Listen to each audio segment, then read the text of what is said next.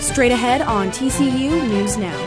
The Frogs shifted positions in the college football playoff rankings. Do they still remain in the all-important top four?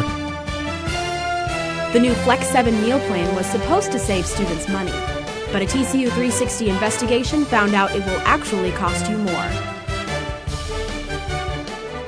And it's tough enough to book your wedding at Robert Carr Chapel. Now it's about to get even harder, at least for a while. Hello and welcome to TCU News Now. I'm Brad Hardcastle. And I'm Hannah Coons. Students who think they'll save some cash by switching to a new meal plan could actually end up losing as much as $500. Richard Escobedo is in the newsroom with the story. Thanks, Hannah. The new Flex 7 meal plan is supposed to appeal to students who don't visit Market Square often. In exchange for fewer meal swipes there, the plan comes with more Frog Bucks and campus cash. But we've learned that increase does not come close to the amount of money lost in meal swipes. Flex 7 users are set to receive $425 in campus cash and $150 in Frog Bucks. That's compared to $250 and $125 respectively on the Flex 12. But Flex 7 only gives students $200 more in campus cash and Frog Bucks. So that means students actually lose $582 by switching to the new plan. As is, the Flex 7 meal plan would not cover students' meal costs for the semester. Each meal outside of Market Square would have to cost less than $5 for that to be the case. Housing and Residence Life Director Craig Allen said his department could address the issue by adding more campus cash and Frog Bucks or lowering the plan's price altogether. But he did not say when, if at all, the change would take place. Reporting in the newsroom, I'm Richard Escobedo. Back to you, Brad, at the desk. Thanks, Richard. Well, a group of business students are helping Tarrant County Food Bank stock up before Thanksgiving. Neely Cans Hunger hopes to collect 1,000 cans from students, alumni, faculty, staff so far. 2 of the 3 groups have already reached the project's 1,000 can goal. Boxes for donations will remain in Tandy and Smith Hall until Friday. And this originally started, we really wanted to partner the BNSF Next Generation Leadership Program with the Neely School of Business, and so we thought what better way to do it than right before Thanksgiving holiday with a canned food drive. The Living Water International wraps up their 10-day fundraiser today. During the campaign, the group encouraged students to drink only water to raise funds for a well in a Rwandan community. The nonprofit organization partnered with Provost Noel Donovan and was able to provide 200 water bottles to the campaign. The group's fundraising goal for this year is $5,000. All money raised goes towards building a clean water well in Ruhango, Rwanda. International Education Week is underway. The Study Abroad and International Studies programs are partnering together to sponsor the week-long series of events. This week will include movie screenings, a photo contest, panel presentations, passport services, and more. John Singleton, director of the International Student Services, said the week is meant to be a showcase of the international programming at TCU. A TCU class is getting a hands-on learning experience in the Fort Worth community. Julia Zaninovich has the story. A TCU class is learning with the help of some local elementary school students. Students in the Honors Empathy class are working with the Como community this semester to explore the nature of empathy. The class is divided into 4 groups: fundraising, college prep, a book drive, and special events. As part of the special events programming, TCU students brought musical activities to Como. They listened to TCU band members, made their own shakers, and played musical chairs. I like to play for music. I like to play for music and play for songs and stuff. Lee Shackelford says she has noticed a change in the students since they began working with them at the start of the semester. I would say I've seen improvement in the kids, if nothing else, in their confidence. The class also talked to Como students and graduates about college opportunities. They need an opportunity to see college and experience it firsthand so they understand that it's a real option for them and it's not something that's too far out of their reach. The empathy class will continue to work with Como until the end of the semester through a book drive. To raise books, the class is creating a book donation competition between departments at TCU. I love you, TCU. Hope you come back next time. I'm Julia Zaninovich, TCU News Now. The class has just began the book drive and has collected over 200 books. Student Government Association is replenishing school supplies in the library. SGA agreed to spend about $200 on supplies and $200 on marketing to boost awareness for the program. Supplies purchased include index cards, highlighters, pens, batteries, and rulers. SGA will include supplies for the budget for the future. Robert Carr Chapel has hosted weddings for 60 years, but it will close its doors this winter for renovations. Couples interested in booking the chapel for their special day may need to make their reservations sooner than they think. If you want a summertime Saturday night spot, that's kind of our prime time spot, you probably need to book about a year and a half out.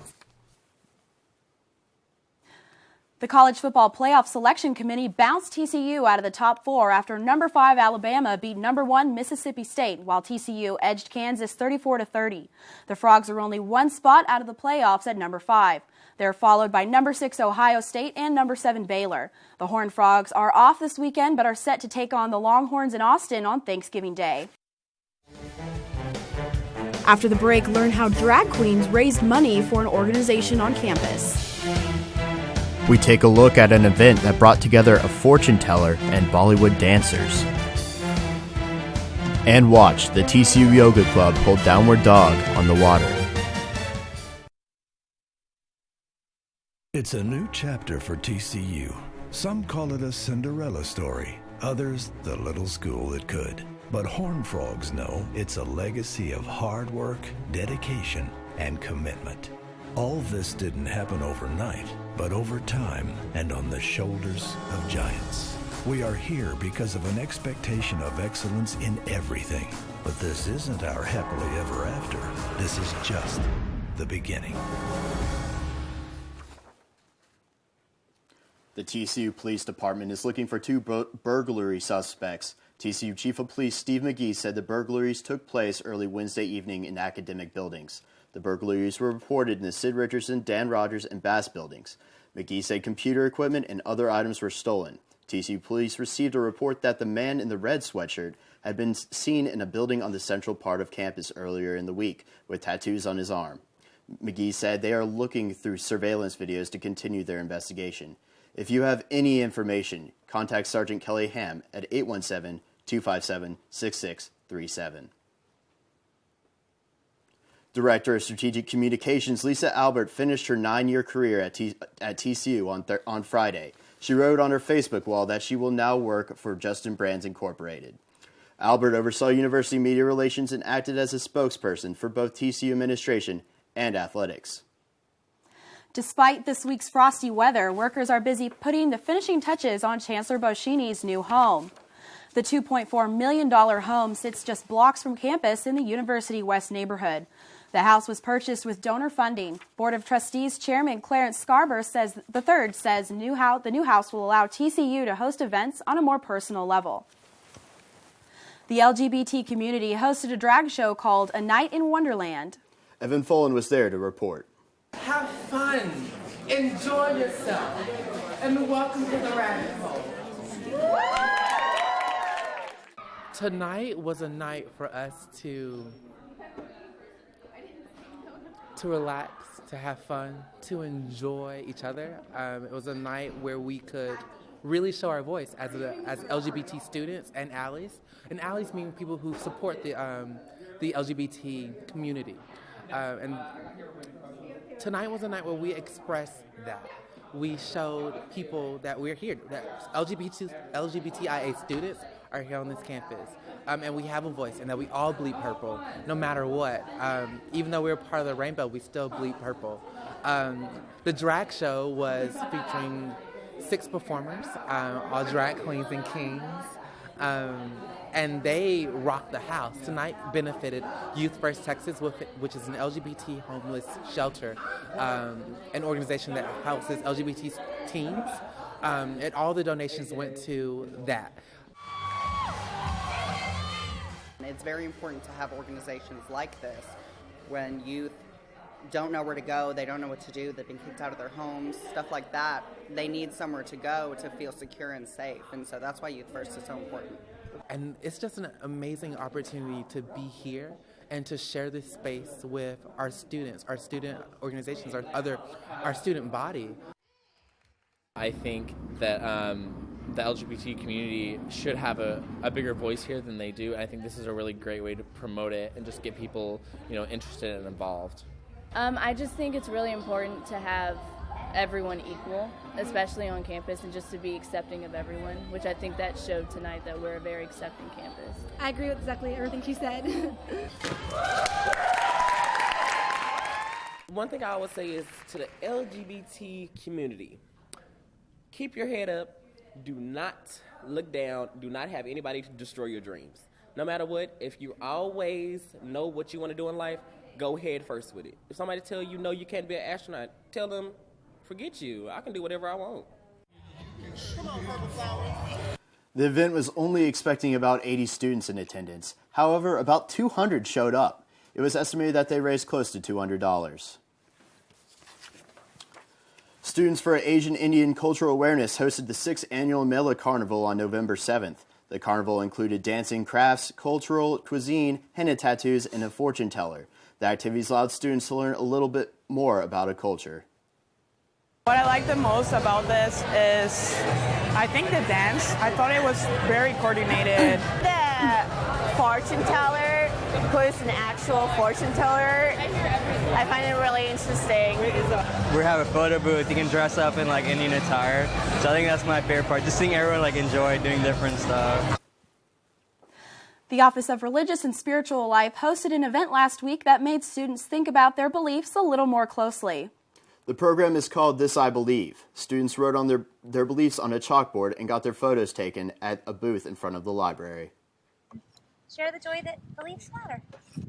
I love it. It's a program we do where we have people write stories about what they believe and why, and talk about how beliefs help guide us as leaders and people and all kinds of things. That's cool. I'll do one for you. I don't know what to It could be anything. We've had love, equality, mittens, hugs, warmth. Ready? 1, 2, 3. Perfect. TCU football. Woohoo! 1, 2, 3. 1, 2, 3. 1, 2, 3. I love it. I believe in sharing smiles, especially with strangers, because I think it's like one of the best things that you can give to someone that is absolutely free. This I Believe also has a blog that invites students and faculty to write about their beliefs and explore new ideas. Visit believe.tcu.edu for more details. The 3rd annual Wellness Gold Cooking Challenge kicks off today at the DJ Kelly Alumni Visitor Center. The Iron Chef style competition has a Caribbean theme this year. 4 3-person teams will have 30 minutes to prepare a dish to be judged. Chancellor Boschini will serve as the master of the ceremony. The competition is meant to highlight the importance of health and wellness.